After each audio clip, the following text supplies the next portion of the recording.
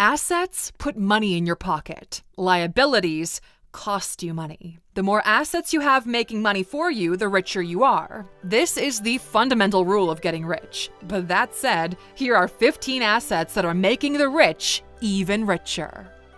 Welcome to ALUX, the place where future billionaires come to get inspired. Starting off at number 1, cash. Straight up, cash put in a bank deposit is earning you interest. Pretty straightforward. The downside is, though, the interest paid up by banks these days isn't even keeping up with inflation, but cash is still a priority. Apple, the company, has over $150 billion in cash reserves. That's liquidity. So why do rich people still keep a good portion of their wealth in cash reserves? Well, 2 reasons. 1, being able to access any opportunity that presents itself, which is pretty self-explanatory if you think about it. The deal of your dreams is in front of you, and you don't have the money to take advantage of it? That would suck. This is also the main reason why rich people save cash. And 2, because they can get higher returns from straight cash deals. Not only do people offer better pricing for cash, but you can also lend money with high interest. This practice is called peer-to-peer lending. If you're low on income and willing to take this risk, there are plenty of platforms out there that offer peer-to-peer lending services. Basically, you lend people your money and they pay you back with interest. The average bank is offering under 1% interest on your deposit, while peer-to-peer lending fluctuates from 7 to as high as 15 or 20%. But please keep in mind that if something is too good to be true, it probably is. Maintain a rational mind whenever investing. Number 2, real estate. This is a big one. We personally love real estate. Why? Well, once again, 2 reasons. 1, rent payments. Money is coming in every single month with a minimum amount of work. If you're a bit smart, you can take advantage of the technology improvements happening right now, and instead of traditional rents, do short-term rental for higher yields, but it isn't as passive. And 2, the second argument is appreciation. Population numbers are going up, and more people need a place to live or rent. The demand is increasing, so prices for properties are constantly going up, and they forever will, making real estate one of the better investments that you could possibly make.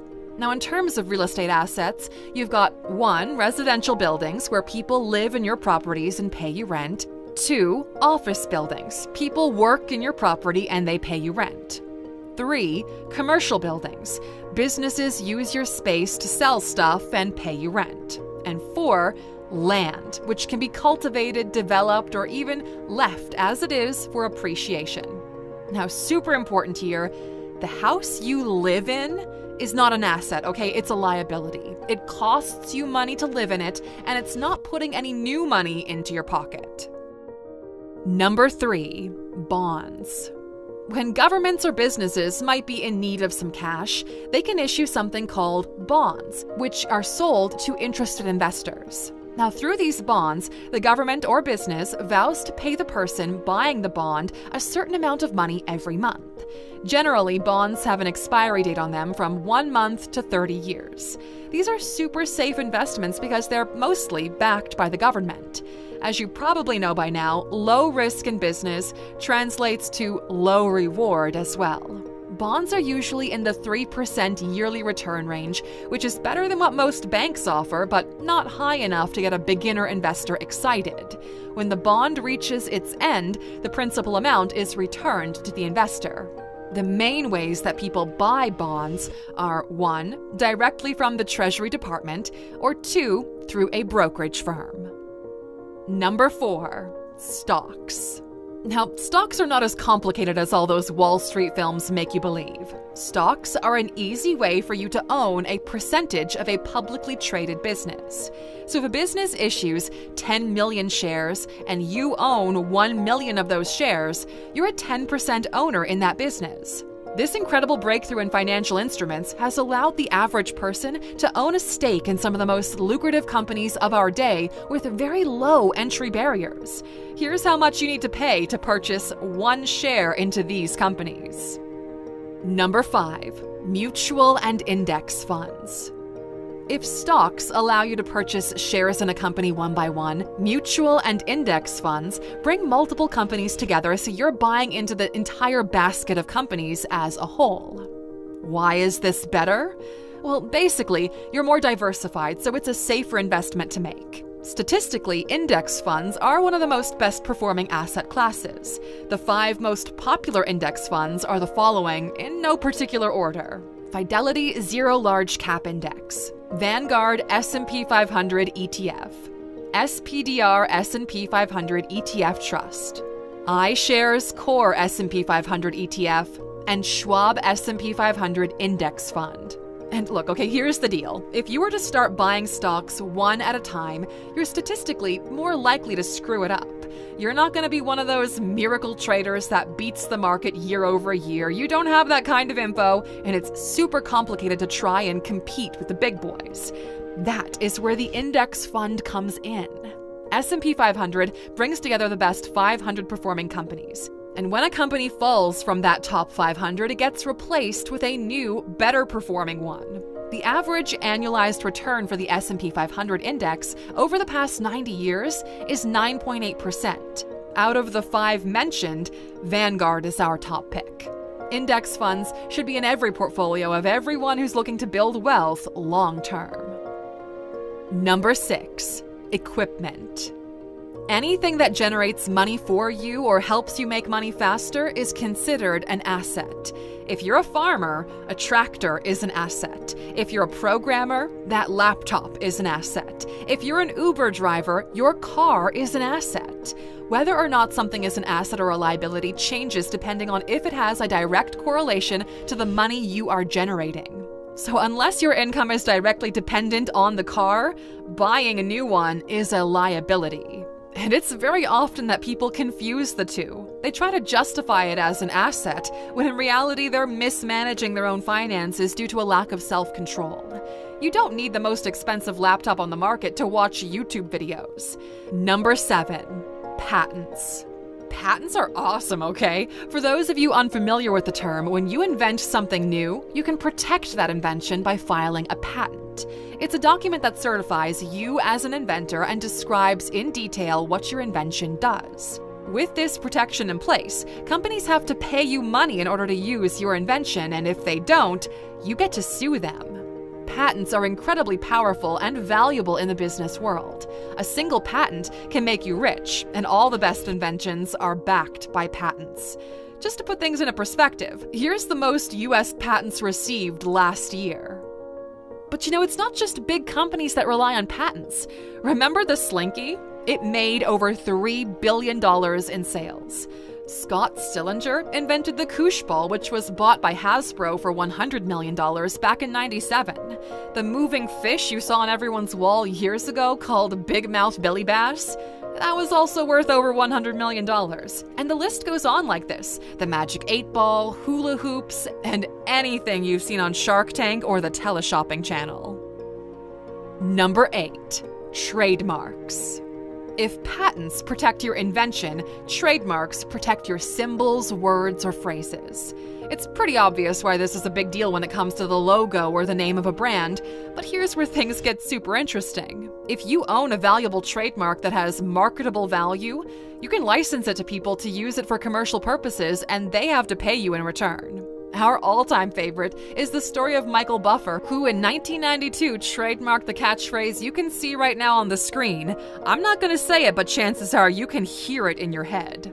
It's super catchy, entertaining, and every single time it's said in a commercial manner, you need to write Michael a check. And since trademarking it, get this, okay, he's made over $400 million just from that one catchphrase.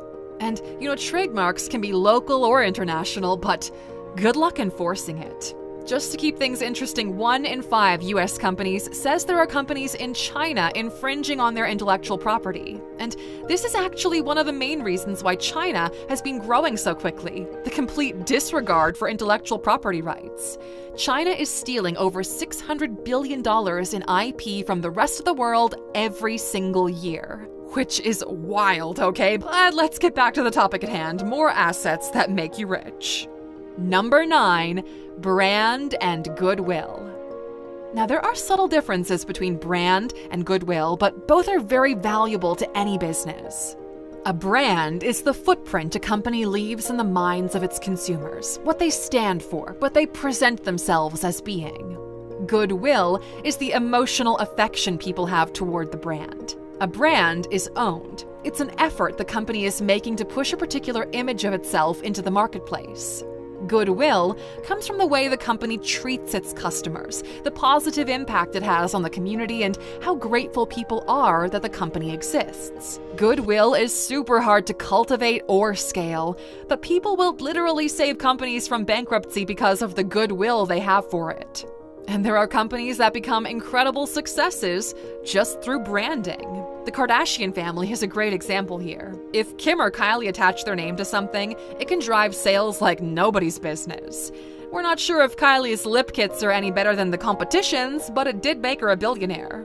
Also, remember when Kim Kardashian made over $1 million per minute from her Kimoji app? That was nuts. Now, of course, there are other examples that might even drive this narrative better. Take a simple black t-shirt, for example. You can buy them for less than $2 a pop, but put a Disney logo on there, and now they're worth $10.99 just because of the intangible value that brand brings to the shirt. Number 10. People.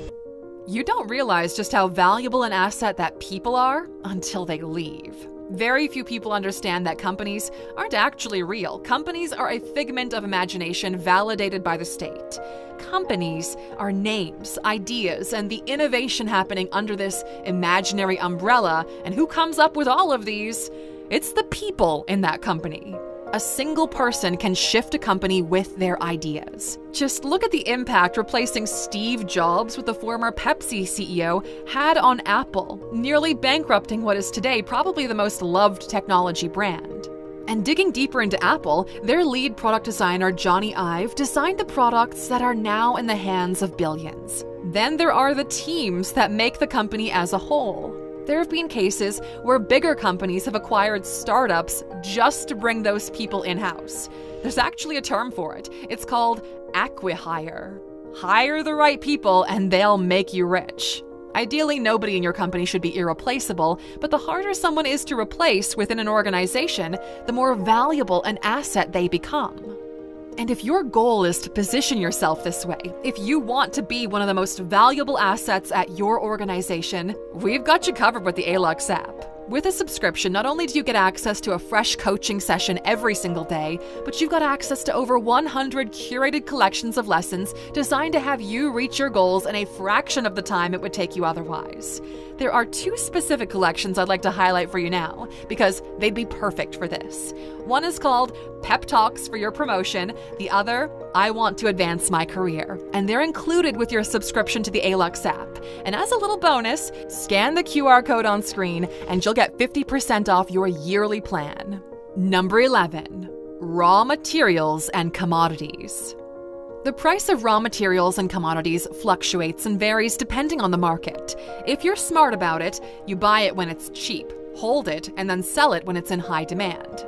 This applies to everything in life, from currency to oil to gold to crypto, luxury cars and art. Over the past 15 years, the price of gold has increased by 221%. This might come as a shock to most of you, but we love art as an alternative asset class. Very few people know this, but art has been outperforming the S&P for the last 20 years. This is one of the big reasons why you see the wealthy dropping stupid money on art, because it's making them even richer. The same goes with vintage cars. While your car is costing you money, some of the wealthiest people in the world are buying rare vintage cars that are quickly appreciating in value. And the same goes for other collectibles like luxury watches. Now, before you go and blow all your money on a vintage Rolex because you've read some post on Quora about how they double in value over time, you might want to take a quick breather. Never invest in things you do not understand. It's one of the most important rules of money. Disobey it, and you'll never be rich. Number 12. Books, songs, digital courses, information, or content. Information is an incredible thing to be selling because it's infinitely scalable. You write the book once, and then you can sell it a million times. Same goes for a digital course, a song, or any other type of info or digital product. Creating and distributing such an asset increases not only the value of the business, but can also make you rich. The moment your product is done, your job is to promote it and get it in the hands of as many people as you can. With music, it's even more interesting because you only have to get it right once and you could literally be set for life. Gangnam Style is a good example of this one. Psy made over $10 million just from that one song distributed via YouTube and iTunes. Not to mention merch, shows, licensing, and so on. Mariah Carey makes around $500,000 every single year from one hit song you all know and love, All I Want for Christmas. That song alone has made her over $60 million to date. And on a similar note, number 13, royalties. Now, we've brushed a bit on royalties in the previous points, but there's an entire world revolving around them. The simplest way to put it, you wrote a book. That's great. A movie studio wants to buy the rights to your book and make a TV show out of it. In exchange, you're getting a portion of the money generated. Let's say that TV show is Friends. You've made a ton of money already, the show wraps up after 12 seasons, and you're already rich. But it doesn't stop there. No. There's a term called syndication. That's when a TV show becomes so big it makes sense to open it up to multiple broadcasters. So keeping with the Friends example, the cast of the TV show is still earning to this day between $10 and $20 million per year each from the reruns of the show. That's insane. Royalties apply to everything that has to do with your intellectual property. Royalties made George Lucas a billionaire. When he proposed Star Wars to studios, they didn't give it much thought, assuming it was likely gonna flop. Instead of paying George $500,000 in director's fees, Fox allowed Lucas to maintain the licensing and merchandising rights. Long story short, the movie's a massive success, and by 2011, the toys and merch have brought in over $3 billion. In order to make up for their mistakes, Disney bought Lucasfilms for $4 billion. And it took Disney just 6 years to recoup their investment. Number 14. Unique rights. Now, we wanted to mention this because there are instances where some parties might have an unfair competitive advantage which counts as an asset. For example, in the US, there's something called the Indian Gaming Regulatory Act, which grants Native Americans the rights to all types of gambling activities regulated under state law. Anything from specialty licenses to geographical advantages can be considered an asset if it grants you a competitive advantage in the marketplace. The church is another example since they don't have to pay taxes, and this happens all over the world. In Eastern Europe, almost every church is run like a business. They have products, merch, services that cost money, all tax exempt. Same goes for art museums and fraternal organizations. And number 15, first mover advantage and proprietary business models. Whenever you innovate in a commercial manner, this innovation is regarded as an asset. The App Store by Apple is one of those innovations. The microtransactions in games are a nouveau business model.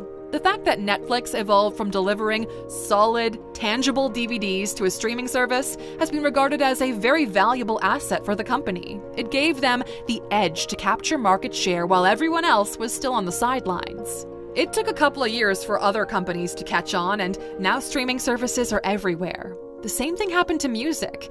You used to purchase physical albums, then digital albums. Now you just pay for Spotify, Tidal, or YouTube Premium. Airbnb disrupted the hotel industry with a new way to rent short-term accommodations. Your job is to figure out a way to take advantage of any of the assets mentioned in this video and secure a bag for yourself. If you've made it this far into the video, we're curious to know, which of these assets do you plan to secure in the future? We can't wait to hear from you in the comments.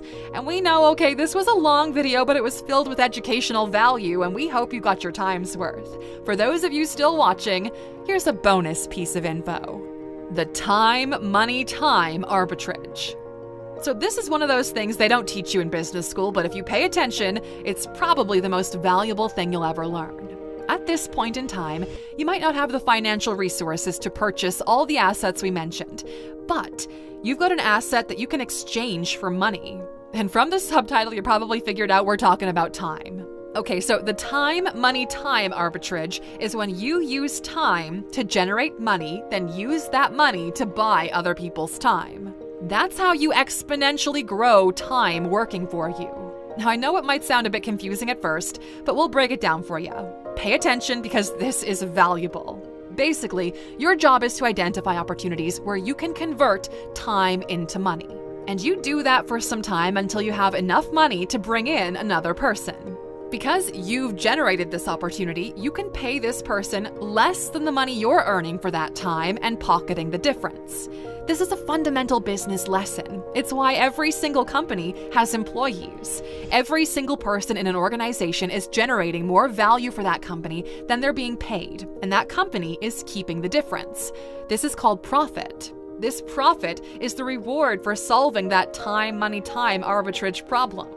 So if you're new to business, work your ass off trading your own time for money and then figure out how you can use this arbitrage to build a real business. Every business owner out there understands this methodology, but very few other people know about it because, well, they're not thinking like a business owner. Now you do, and we look forward to finding out what you're going to do with that information. If you've made it this far and you understand the time, money, time concept, please write TMT in the comments of this video. Everyone else will be baffled by your comment, but we will know who the true Aluxers are.